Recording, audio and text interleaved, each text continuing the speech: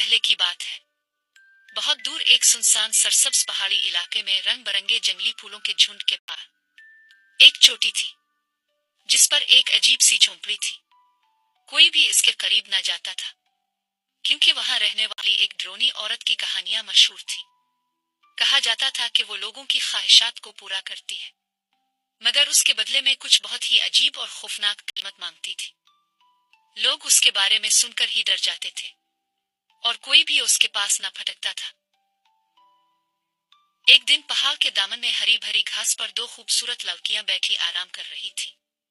ان میں سے ایک کا نام گولڈن ہیئر تھا کیونکہ اس کے لمبے سنہرے بال تھے، جبکہ دوسری کا نام بلو آئز تھا کیونکہ اس کی آنکھیں گہری نیلی تھیں۔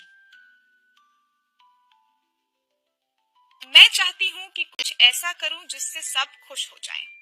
میں بھی ایسا ہی چاہتی ہوں۔ چلو پہاڑی کی چوٹی پر رہنے والی عورت سے پوچھتے ہیں، وہ بہت عقل مند ہے اور یقیناً ہمیں بتا سکتی ہے کہ ہمیں کیا کرنا چاہیے۔ ہاں بالکل۔ یہ پہاڑی کی چوٹی تک پہنچنے کا سفر بہت طویل اور مشکل تھا۔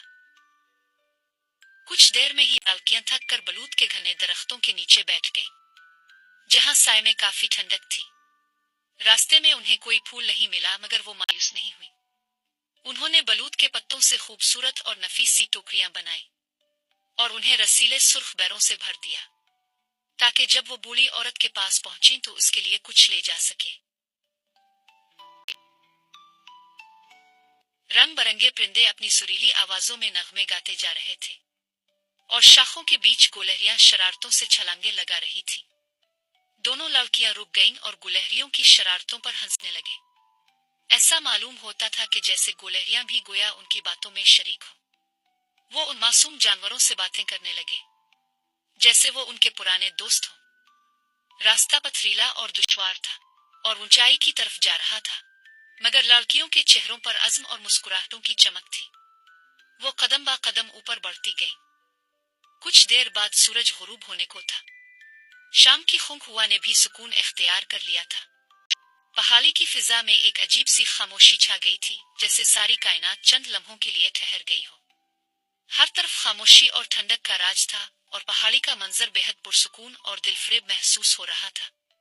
پرندوں نے اپنے سریلے گیت گانا بند کر دیے تھے اور وہ بھی اب سونے کی تیاری میں تھے۔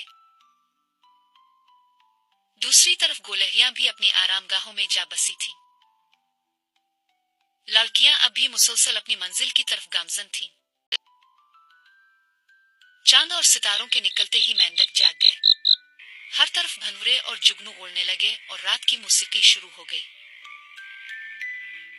لڑکیاں بہت تھک چکی تھیں مگر پھر بھی وہ ہمت کرتے ہوئے مسلسل اوپر کی طرف چڑھتی رہی۔ آخرکار وہ پہاڑی کی بلندی پر واقع اس پرانی پراسرار جھونپڑی تک پہنچ گئی جہاں وہ عجیب و غریب دانشمند عورت رہتی تھی جس کے بارے میں بہت سی حیرت انگیز باتیں مشہور تھیں۔ یہ کیا دیکھ رہی ہوں میں؟ کون ہو تم دونوں؟ مجھ سے ملنے آئے ہو کیا؟ چلو اندر آ جاؤ۔ لڑکیاں خوفزدہ ہوتے ہوئے بوڑھی عورت کے کہنے پر اس کے گھر میں داخل ہو گئیں۔ کہا جاتا ہے کہ اس رات اس پراسرار عورت کو چاندنی کی روشنی میں مسکراتے ہوئے دیکھا گیا۔